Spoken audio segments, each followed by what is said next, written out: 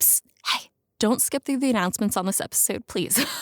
There's quite a few, but a TLDR, apply to be a guest on the next 2 seasons at bit.ly/WitcherGuest56. Fill out the 2022 listener survey at bit.ly/listenersurvey2022. Australia Hanza Meetup in April 2023. And save the date for our Hanza holiday party on Saturday, December 17. All the links are in the show notes at breakfastandbowclair.com. And please listen to the announcements, but if you don't, thank you. And her relationship. Sorry, I'm still not sure about that. We haven't had one of those in a while. Sorry, I'm still not sure about that. Oh my god. That's hilarious. What the fuck is Wow. alright, what just happened? She knows you're talking about Ciri. She thinks you're talking about her. Okay.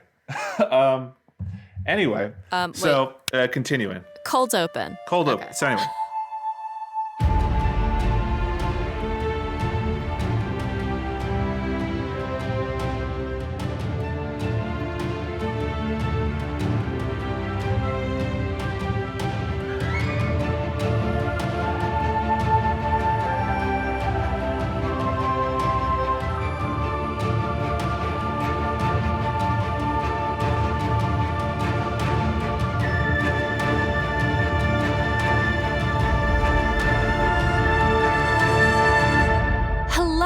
And welcome to Breakfast in Beauclair, a global Witcher podcast. My name is Alyssa from GoodMorhen, and I'll be your host as you, I, and our international Hanza accompany Geralt of Rivia and his destiny, Cirilla of Cintra, across the continent.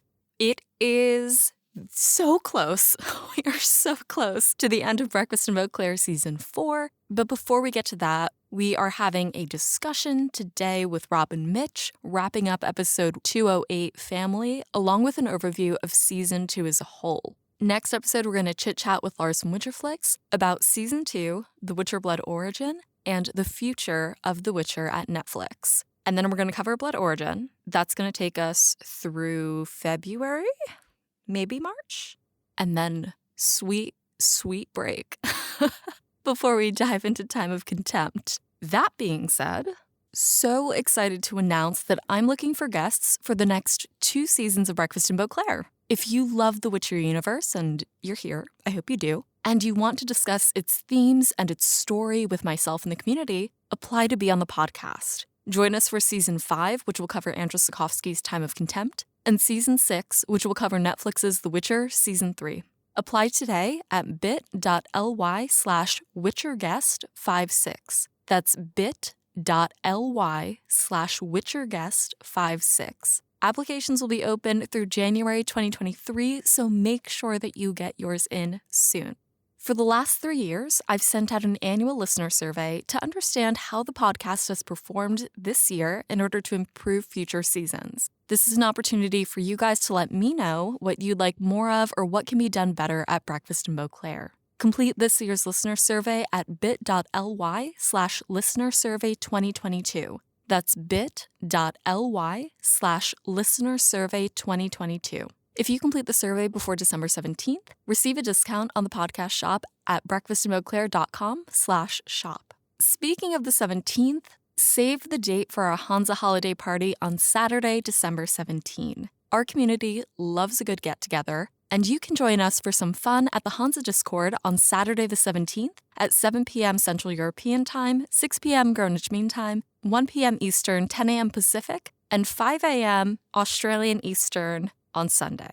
If you're not already a part of the Discord, you can join at bit.ly/the Hanza Discord ahead of the party and get to know some of the people in our community. Speaking of meeting people in the community, major news, the Hanza is going to Australia next year. If you are on the other side of the globe, join us from Friday the 14th of April 2023 through Monday the 17th of April 2023 in Melbourne for our first Australian Hanza meetup. If you are interested in attending, please let me know via social media or Discord so I can add you to the planning group. That is next April 2023 in Melbourne. I cannot wait. And thank you as always to our patrons and producer-level patrons, Louise of Covier, the owner of the Churlish Porpoise, Katie the Redhead of Toussaint, Jacob B., Ava of Gullet, B. Haven of the Edge of the World, Charlotte from Vangerberg Glamorai, Red Kite, The Original Roach, Cottinger's Cat, Libby, Wolf, John of Riblia, Tom from Australia, Jill Kate the Tabby Witch, Ollie from Sweden, James Carson III, Silo Sybe Sorcerer, A Toussaint Knight, Miriam of Temeria, Softy, and Mary the Moo.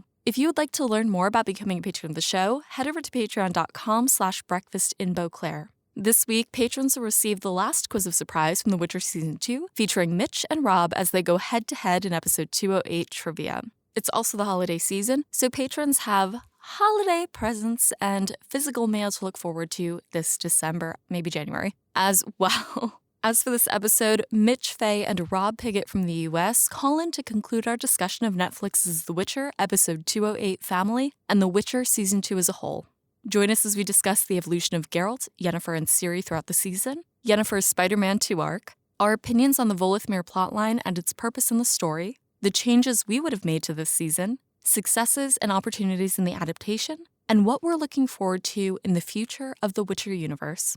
In our mid-episode news segment, Tidings from Toussaint, Larson Winterflix shares new details about the Witcher Blood Origin, future Witcher series, and the next releases from CD Projekt Red. Without further ado, let's get to our discussion of Netflix's The Witcher 208 Family, Part 3. Hey everyone, welcome back from the break. When we left off, Mitch, Rob, and I had finished our scene-by-scene discussion of The Witcher episode 208 Family, and are diving into our analysis of the season as a whole.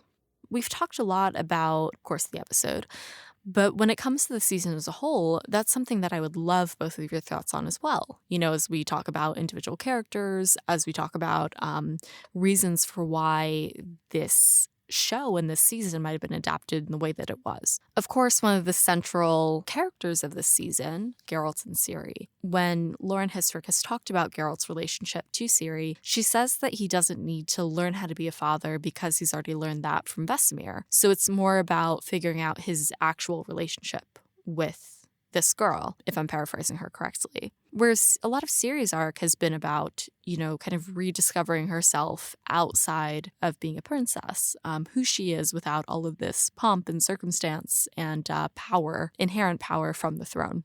So what did you guys think about their storyline throughout the season? I really loved a lot of Geralt and Ciri in this season. I think parts of it were my favorites, parts of the entire season, especially that first episode. I think they do a great job of setting up a particular dynamic, especially with, we mentioned this earlier about how Geralt solved certain situations, especially in the first season where, you know, he has to kill the vampire at the end of the first episode. And that's like kind of frightening to Ciri since she established a personal relationship with the vampire. I thought that was kind of a fun setup. It kind of shows that Geralt can be a bit scary sometimes and maybe she shouldn't trust him. And the season is kind of about her learning to gradually trust him and gradually trust everybody in his life. That trust may be broken with Yennefer, but eventually she learns exactly how to trust him and maybe only him. And it'll be fun to see where she goes later on in later seasons. But I think one aspect of Geralt's storyline that I really enjoyed was in the earlier parts of the season when he first learns that Yennefer is dead or supposedly dead, and there's that great reaction of him in the like early parts of the season where he looks so sad. He has to restrain his emotions, and I think it was some brilliant acting by Henry Cavill, but it's kind of him like putting things in the past and like him trying to focus on the future and putting away past grievances for people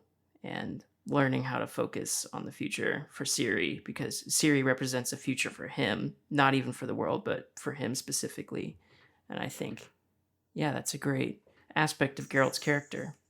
I think Henry Cavill does such an amazing job with this role. I feel like everybody says that, so I won't add much on to that, you know? Yeah, I mean, I 100% agree, Mitch, and I just say I feel like if season 1 was really carried by Henry and Anya Chalotra's performances, I feel like season 2 was Freya Allen's. I really think she really came into her own, and her arc, I think, is the heart of this second season.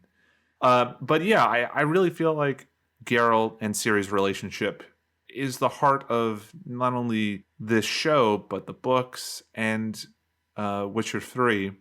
And so I really, really appreciate that they kind of took Ciri in a really great direction for her character. You know, I mentioned earlier in this episode, she is really this girl who's had to grow up so quickly.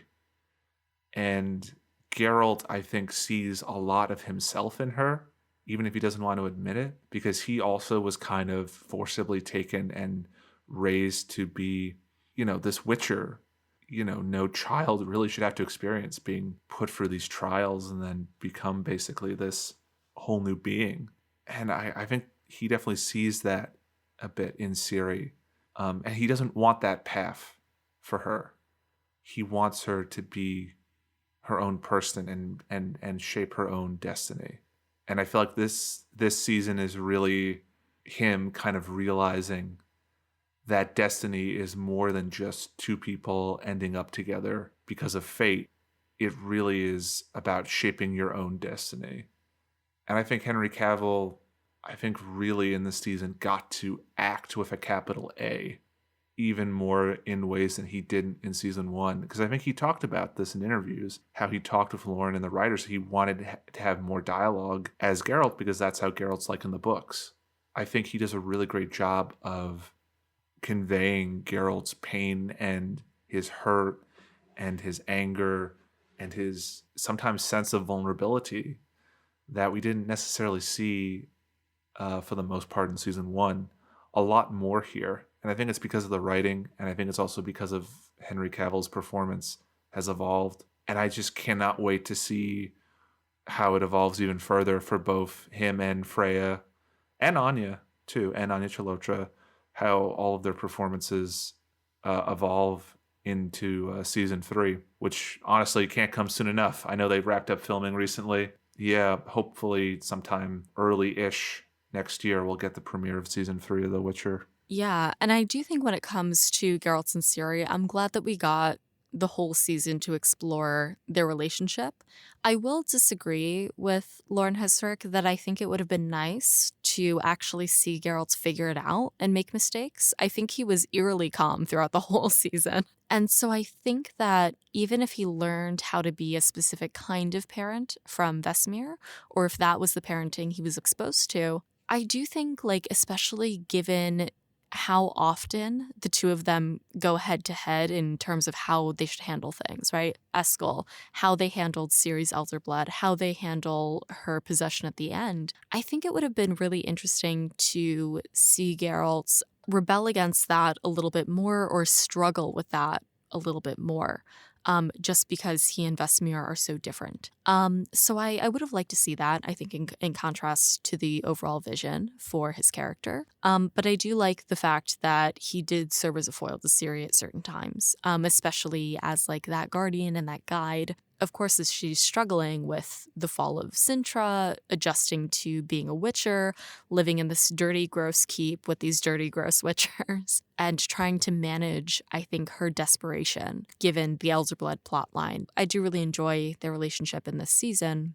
I would have just liked to see, I think, even more out of Geralt's approach to it. But I did really enjoy Ciri's discovery of herself, and I think that coming back to Cintra, even in a dream, is a really nice way to showcase how she's changed and that she doesn't take these things for granted anymore.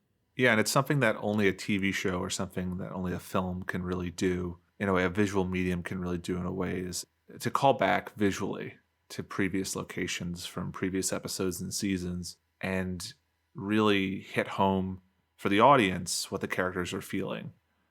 So seeing, Cintra again as an audience and how it stands in such contrast to when we last saw it and how it stands presently, I think that's something that this last episode does really well, of really getting you into the mindset of Ciri and seeing how hard it is for her to make that choice and ultimately why she does make that choice and making it feel earned.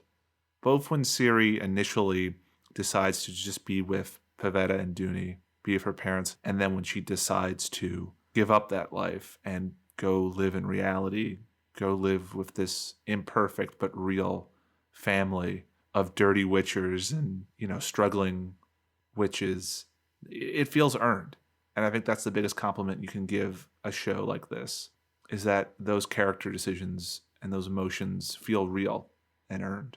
Yennefer in the books is very much like this powerful, sure of herself person that I feel like has a lot of confidence in certain areas. And once you take away her most like powerful possession, essentially, it kind of allows us to see different sides of her and learn different things about her and how she may react to certain situations in more creative ways. It was probably a fun challenge for the writers to think of how Yennefer can solve certain problems without using magic. And I think that was an interesting conflict for this particular season. Once you take away her magic, she starts to realize, like, okay, maybe my magic isn't the most important thing to me. What is important to me? What is, like, why should I keep on living, essentially? Very existentialist questions. But she does kind of go through this process, and I think it helps with her conclusion at the end of this episode that she needs to help Ciri. Her life isn't really about her as much anymore, even though that was a big goal of hers in the last season, was to have a child. I feel like this cements that goal of hers. And again, it also just gives Anya Chalotra opportunities to widen the performance, make it more nuanced. And so I remember rewatching this episode and rewatching parts of this season, thinking that I liked Yennefer a lot more in this season than I did in the past season. And I liked her in the past season quite a bit. I thought she was done very well. I think her character is pretty different in this show than she is in the books, but I don't think that's a bad thing necessarily. When I'm watching this particular scene, she shows a lot of vulnerability to Geralt. It's more or less pleading to him to let her help him, which is not something she would have done in the last season, which I think's some good growth for her in this particular season. People may disagree with me, but I actually did like that plot line. Well, I'll say this. I finished Blood of Elves after season 2 ended. When I was watching season 2, I didn't know that Yennefer doesn't lose her magic in the books. So for me, I was coming in from just as a regular viewer, right? Someone who wasn't 100% familiar with like the books and the source material. And I thought the choice to take away her chaos, her magic in the second season, I thought that was fucking brilliant, to be honest. Like, it just raises the stakes. Because here's, as you said, Mitch, here's a character who in the past season was so focused on being magical and honing her magic and dealing with the consequences of being able to use magic, wield chaos. And now she has to deal with the consequences of the end of season 1. And so her whole arc of season 2 is her, going on this journey to be able to use magic again. And of course, she realizes that like her magic does not define her. Everything else that makes up her life, who she decides to be during this time where she doesn't have her magic, that's what ultimately defines her. And I know this happens later in the episode, but I love that at the end of the episode, the first use of her magic after she's gotten her powers is to heal somebody, to heal Cohen. I thought that was a really nice touch, and I think it was like without 100% spelling it out loud, I think it was a subtle way to kind of show Yennefer's growth, not just over the course of this season, but over the growth of both seasons so far. In my opinion, I didn't mind that her magic was taken away. I do agree with both of you. Like, I think that it gave Anya Chalotra a lot of room to play with as an actor, which I think she's phenomenal. I definitely agree that, like, I think the purpose of it, as you outlined, Rob, was that we can really explore who she is without her magic. It's defined her entire life, ever since she was a girl, and it's been, decades since then. So to have that suddenly taken away and to be forced to confront like her own selfishness, I think, really feels like the crux of this season. I think the thing that I have much more reservations about is the actual Voleth Meir plotline. Like the use of this creature and this demon as an easy way, like, for everyone to get what they want. For Fringilla and Francesca, for Yennefer. And I would love to have seen Yennefer do this on her own without having the external pressure of a demon that we're just like only introduced to now. So I think it would have been much more interesting if a lot of that had been more internal. Yeah, essentially she's going through the maybe some of you already said this, but she's going through the Spider-Man 2 arc where No one has said that.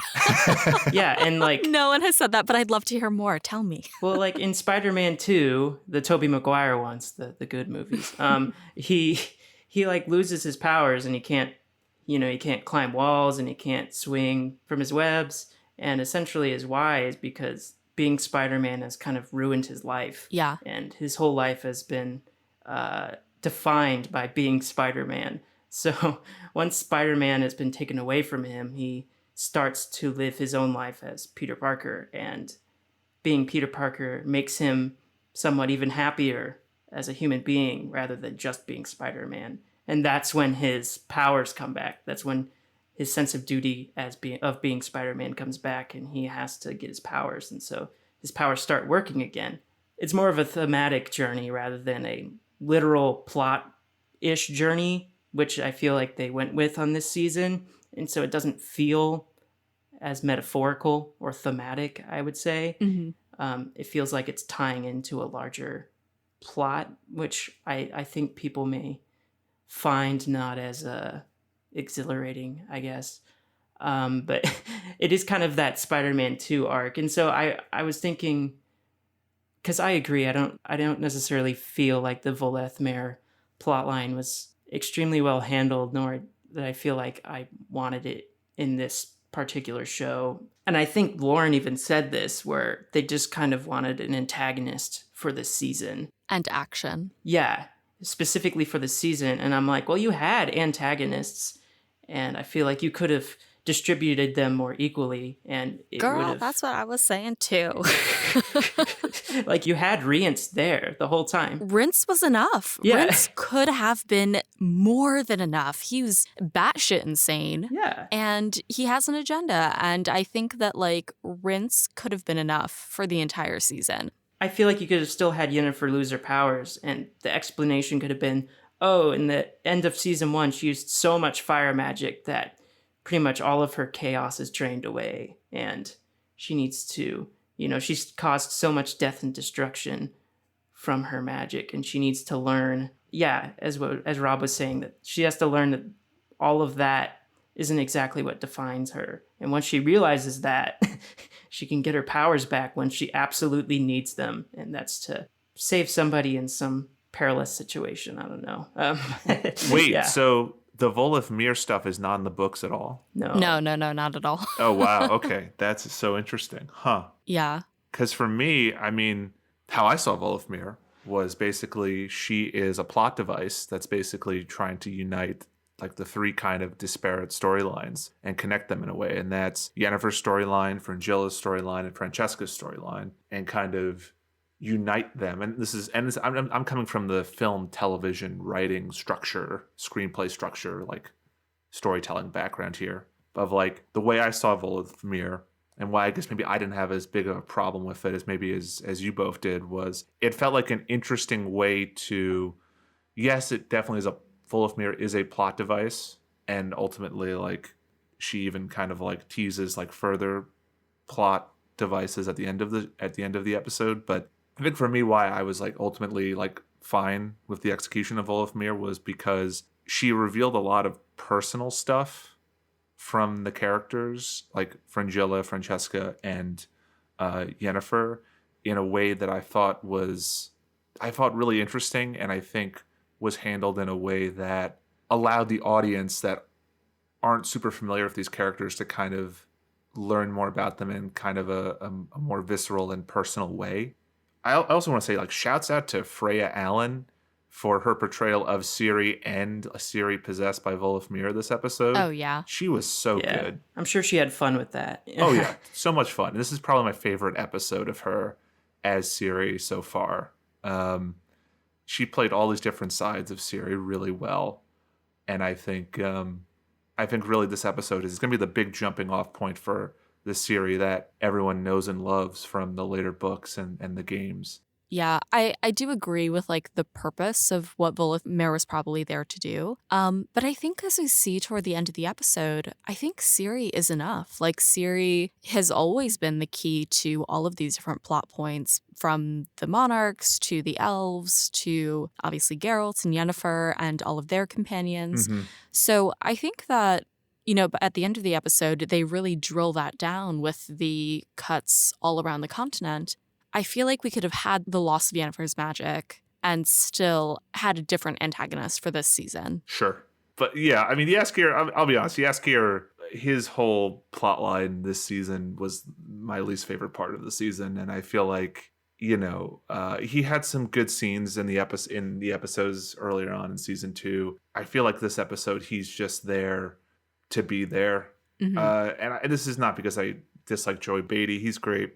I really like him as Jaskier. I really liked him in season 1 as Jaskier. I hope that in season 3 they find better ways to integrate him into the plot of the show, because I feel like he really is just mostly useless in this episode. And I do feel like at least we have to look at Jaskier as a character, and I feel like the show kind of acknowledges that he is useless, at least in this situation. Yes. Because absolutely. Jaskier, at the end of the day, he is kind of just the bard who retells all these stories and makes himself sound more significant. Mm-hmm. So, again, they probably just ran into a thing where it's like, well, Jaskier's still in Kaer Morhen, and we can't just not have him not in the episode.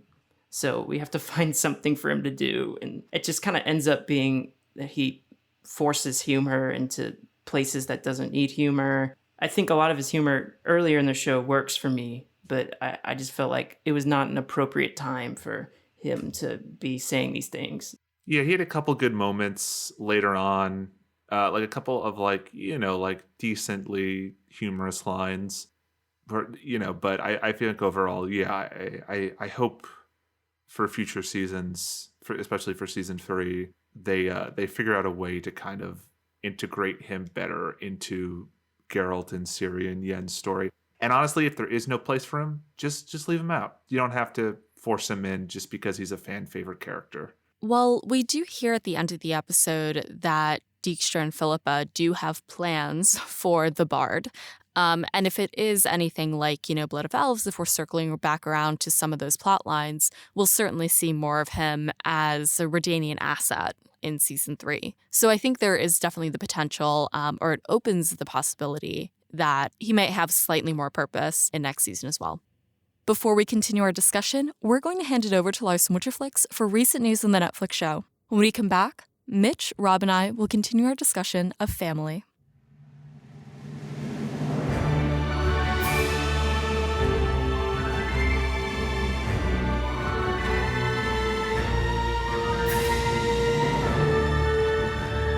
Hey, it's Lars from Mutterflix, and this is Tidings from Toussaint. Welcome back, everybody.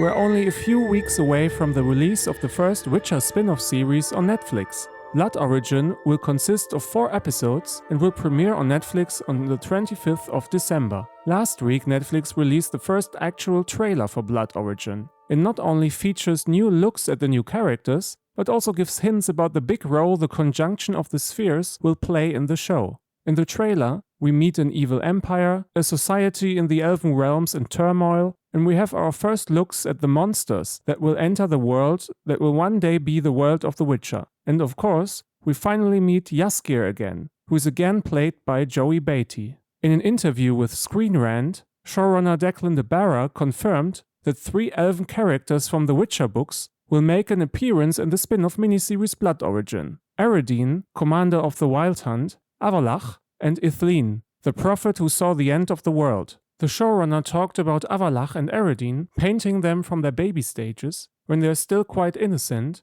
and they haven't been corrupted yet, and they become these multi-layered dark creatures in the games and the books and the main Witcher show. About Ithleen, showrunner Lauren Hisrick has the following to say. Ithleen's prophecy is all over the Witcher series, but it's often talked about as this kind of folkloric thing. And so, even though we are told that we should believe it, if the people in the universe themselves don't believe it, why should I, the viewer, believe it, and how is it going to impact Ciri? We go back, we meet Eithleen as a young woman, and we watch her prophesize, and then we watch that come true with our own eyes. And to me, that will lend so much credence to what we are going to watch Ciri go through in the main series. While young Eredine will be played by Jacob Collins-Levy and Eithleen by Ella Shrey-Yeats, Avalach's actor is still unknown.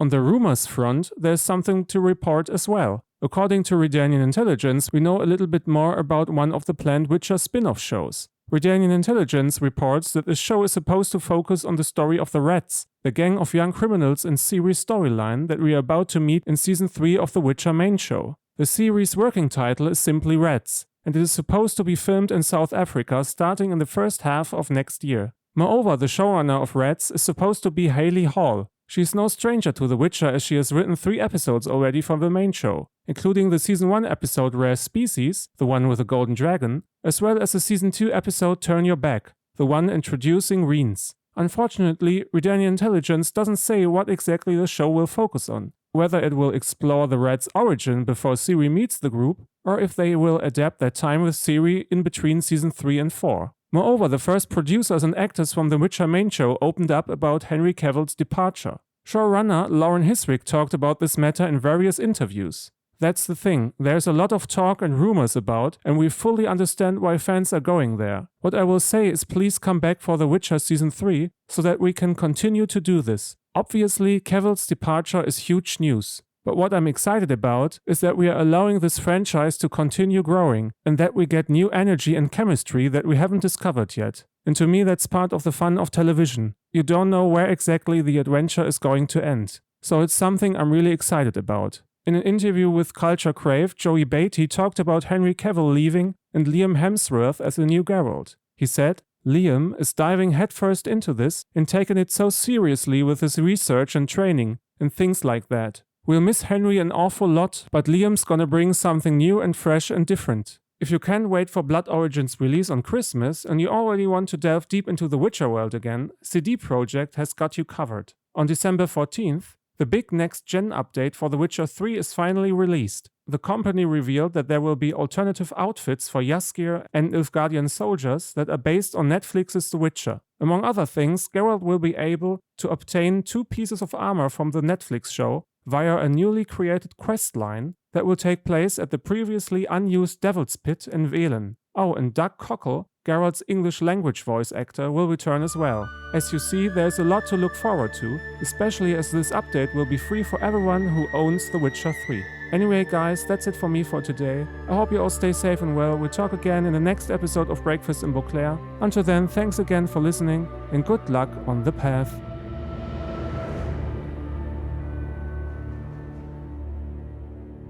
Hey everyone, welcome back from the break. When we left off, Mitch, Rob, and I were discussing our overall thoughts on The Witcher Season 2.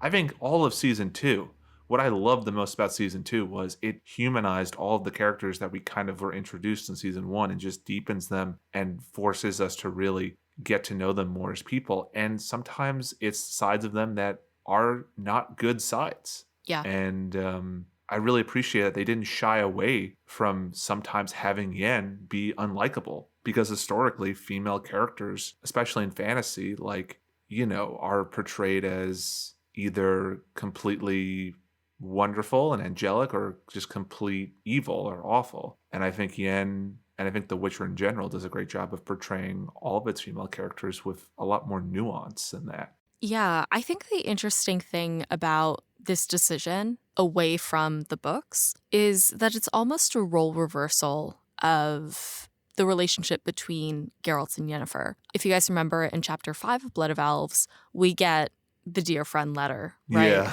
Geralt is in the doghouse with Yennefer after not reaching out to her for 2 years after the Battle of Sodden. He's the one who comes to her and, asks her to train Ciri after he's already asked Triss. And she comes to the Temple of Melitele specifically to train Ciri on goodwill or out of love for Geralt, and also the belief that, she would be the best teacher for her.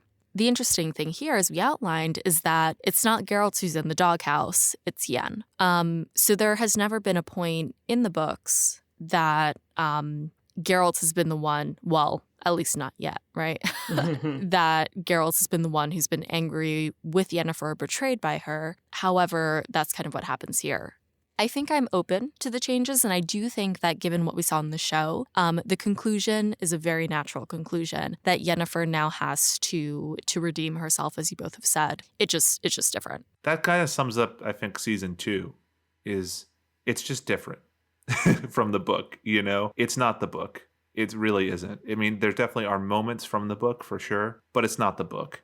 It's kind of influenced me on whether or not I kind of want to wait until the show ends before I read the rest of the books or not, because I know that at this point, while they're kind of following the basic spine of the book, they're definitely doing a lot more different things and just kind of following their own plot lines in terms of these characters from the book. Yeah. At least that's what it seems like to me. And I think that's a good thing, because I feel like there's two types of adaptations, those that are faithful to the letter and those that are faithful to the spirit. And I think The Witcher is the latter. And that's why I feel like it's been so successful, because it is faithful to the spirit of the books, but it's not afraid to make changes and deepen characters like Yennefer, like Francesca, like Fringilla, and even like Ciri, at least in this point in the books, you know, compared to the source material. Yeah, and the source material is, I wouldn't say it's aggressively, maybe that's too strong of a word, but they're very Polish. And I don't really think that's a bad thing.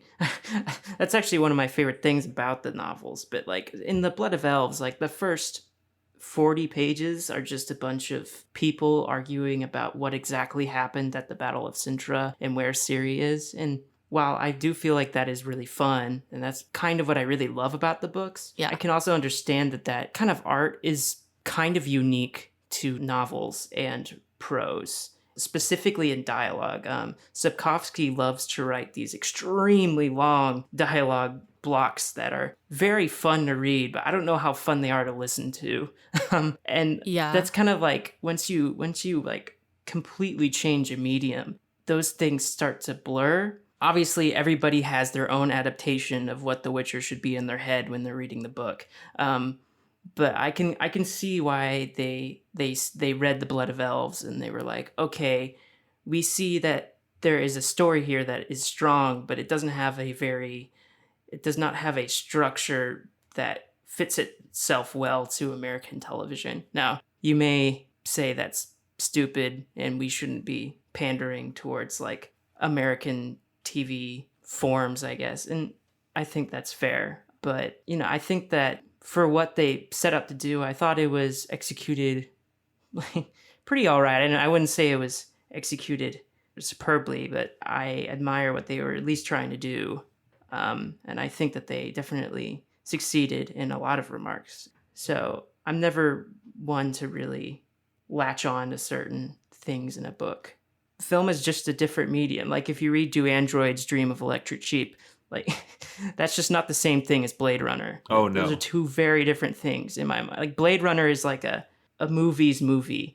It may be based off of a book, but it is very much a movie. And I think if you adapt a book, and you can certainly embrace certain things about the medium of a novel, but you also have to embrace the medium that you're putting it into. And I think that causes a lot of changes in adaptations. Yeah, absolutely. And I actually wanted to ask you guys that as a wrap question as well. Like, why do you think some of the changes were made, and what do you think was like really successful about this season when it came to adapting it for television? It's a really good question. I feel like this season really worked for me.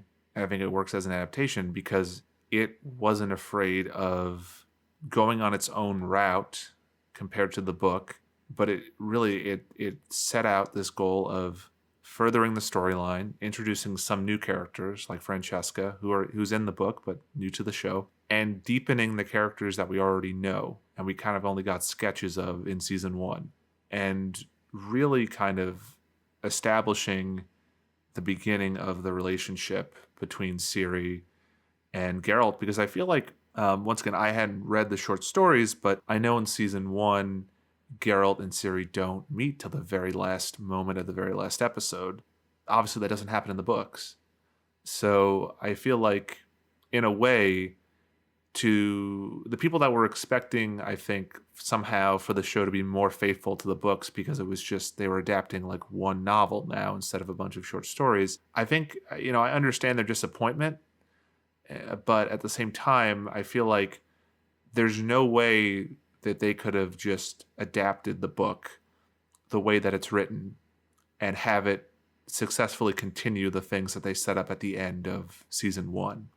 Season 2, I feel like, was so successful, not just in the terms of its production being increased, budget, cinematography, and the special effects to be so much better than season 1, but I feel like, to me, why it was so successful in the adaptation process is because the writers and, Lauren as a showrunner wasn't afraid to take the things from the book that worked, use it as plot points in the show and use characters from the show, but really just focus on this goal of deepening our characters that we met in season 1 and really having this season be focused on establishing the relationship between Ciri, Yen, and Geralt, because obviously that's really the heart of The Witcher, of the whole series.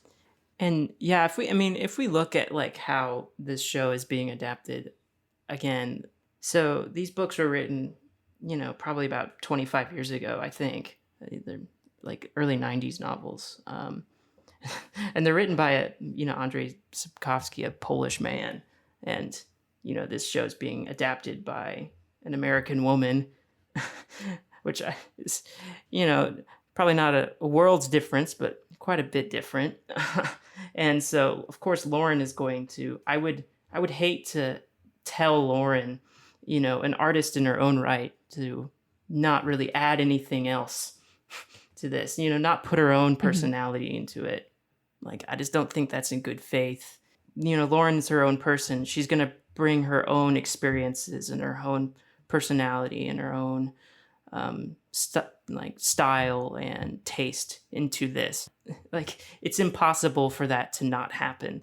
Like, even in the most faithful adaptations, you can always sense that it was made by somebody else. Even in the Lord of the Rings adaptations, which a lot of people feel is a very faithful adaptation, there are just so many Peter Jacksonisms in those movies that are just so Peter Jackson, and it is so like you just can't take that away essentially. And when we read a book, it is a very personal journey, and we interpret it through our own lens. We're just seeing a book that's interpreted through somebody else's lens. And so sometimes when we see things that are different, it seems like our own lens is getting personally attacked in some way. I mean, that may not be completely true, but we just have a very personal image of how things should go. And when those things don't happen, we sort of start to feel betrayed in some way. And I always feel that those images are somewhat vague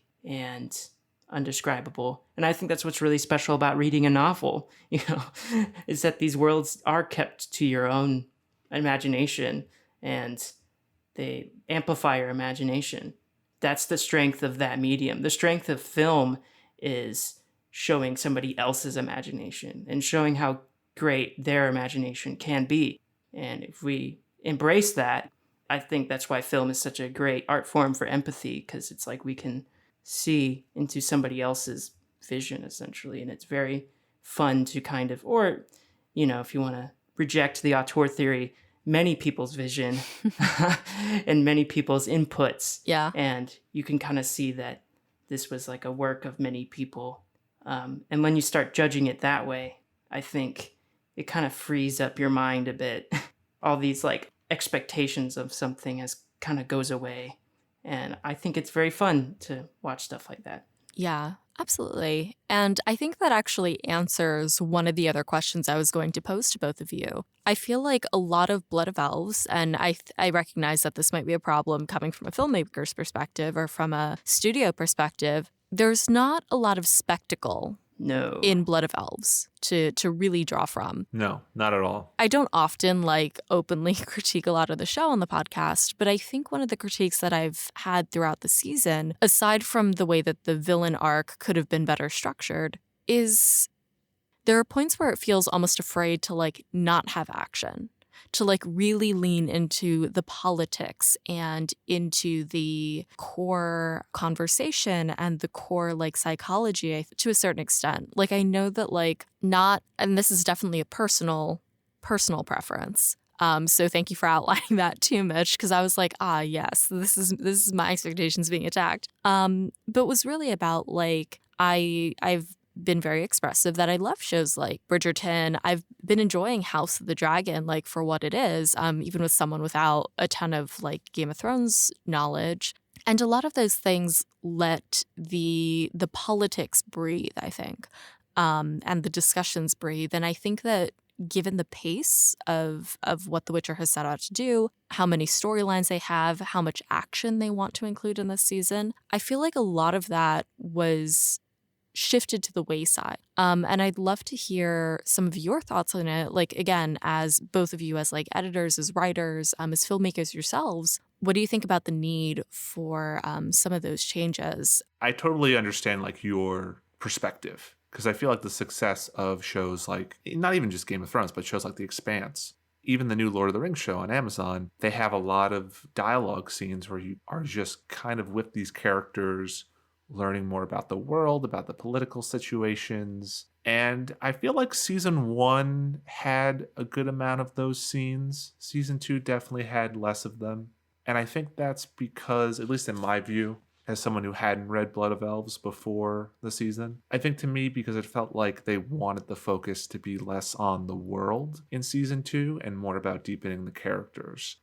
It'll be interesting based on the scenes that kind of close out this episode for all of our characters, as that we kind of cut across the different, kind of storylines that are kind of wrapping up. It'll be interesting to see how much of the political situation they thread more into season 3, because it feels like they're going to focus on that a lot more in the next season, with the scenes that kind of end this season with setting up the Brotherhood and kind of introducing Queen Maeve and the machinations between Dijkstra and Philippa and obviously, everything with Nilfgaard.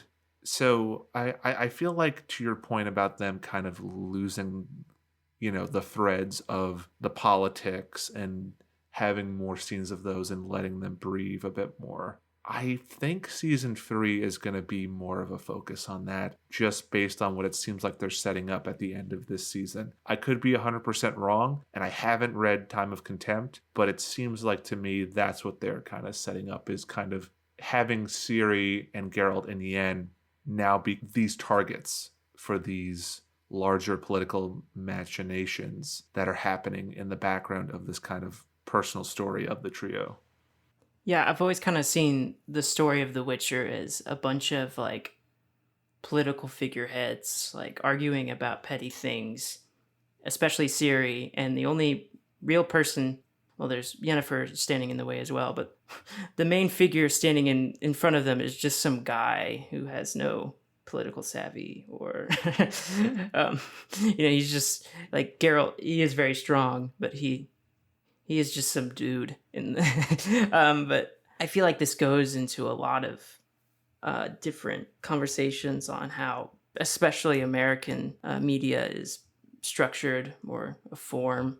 Yeah, because it's like I could definitely tell in this season as well that a lot of what was happening is there to drive the plot forward, or there to reveal character, stuff like that.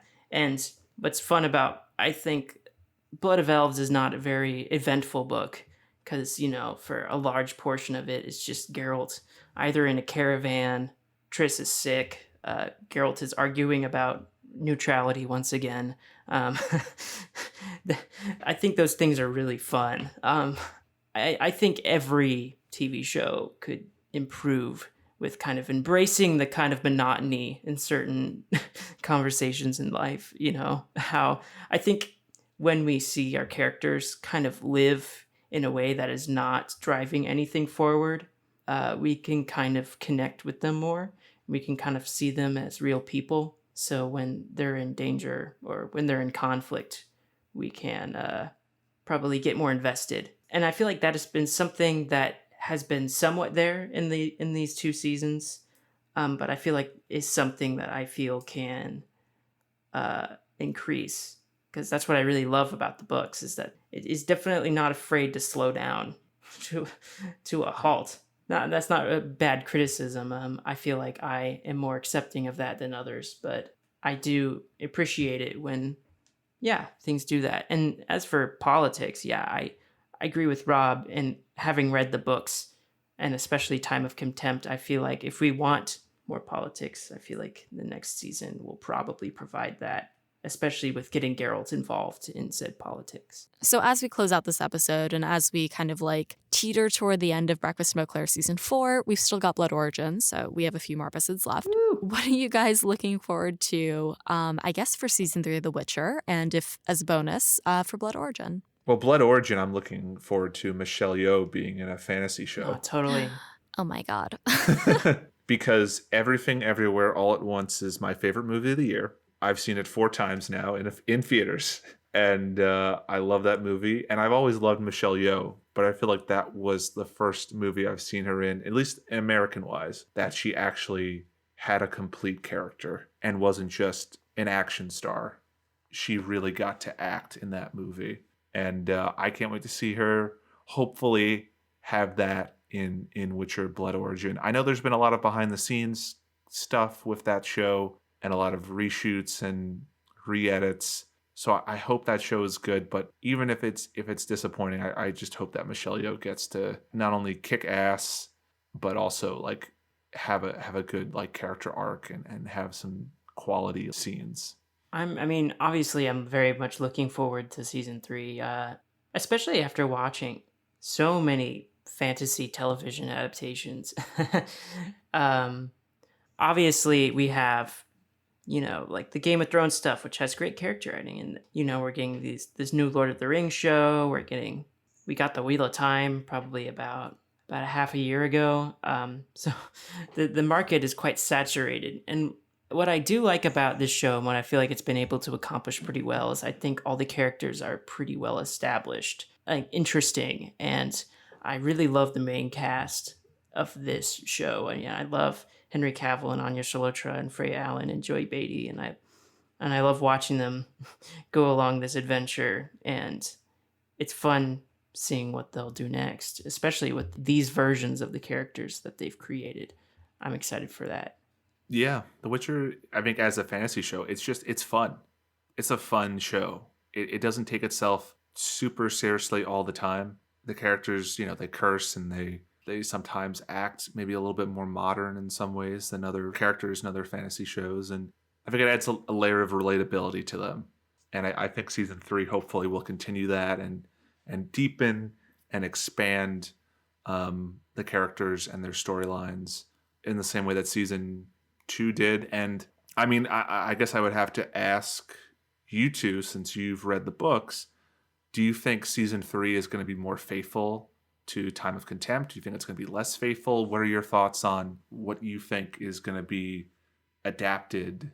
I feel like a lot of book fans maybe were kind of disappointed that a lot of Blood of Elves isn't there, and we kind of talked about why that is. But for Time of Contempt, I think Lauren said that's her favorite book and she wants to adapt it well. So I'm just wondering, do you two think it'll be more faithfully adapted? Do you think it'll still be like loose like season 2 was, or what are your kind of thoughts? So I think based on what we've heard, at least about casting, I think it has the potential to follow Time of Contempt. Obviously whether or not it will, we'll see. But I think that there are very specific plot points in Time of Contempt, as well as the beginning of Baptism of Fire, that I think we actually might see in season 3. So I guess, yeah, we'll see.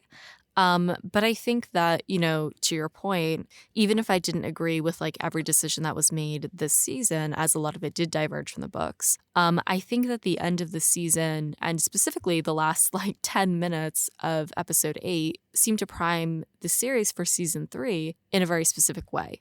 And I'm very curious to see the plot lines that we've already seen outlined with Geralt, Ciri, and Yennefer, of course, with the Northern Kingdoms, with the elves in Nilfgaard, and then with Rince and Lydia, for example. I think that we're in a good place. As we wrap up the season of, as I said, The Witcher, and getting close to the end of the season of Breakfast in Beauclair. That's where we're going to end the episode for today. And Rob and Mitch, thank you guys so much for joining us for this episode. And thank you to our Hanza for listening. So where can people find you both? And is there anything that our community can help you with or anything that you'd like to share with them? You can find me on Twitter at Dr. Pigott. And you can find my game studio, Lookout Drive Games, on Twitter at Lookout DR Games. You could not fit Drive in the full handle.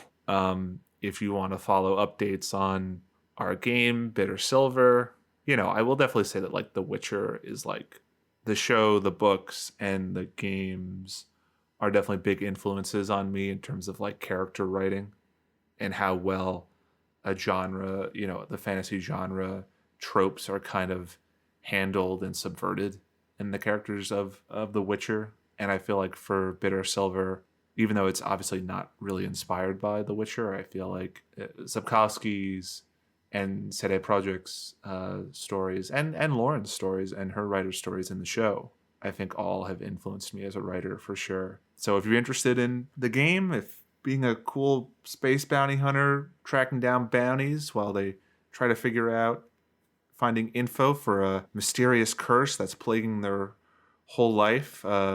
If that premise sounds interesting to you, if you like, visual novels, then yeah, follow Lookout Drive Games on Twitter and play the Bitter Silver demo. And I'd love to hear your thoughts. And I just want to say again, thank you, Alyssa, for putting on a quality show, another quality season of Breakfast in Beauclair. It was so cool. I don't know. I'm sure you've talked about this. In fact, I know you have, but it was so cool for you to get that shout out from Lauren.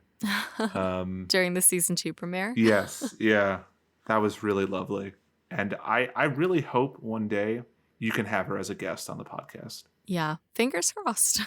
So you can find me on Twitter mostly at Mitch Fey. That's Fey, F-E-Y.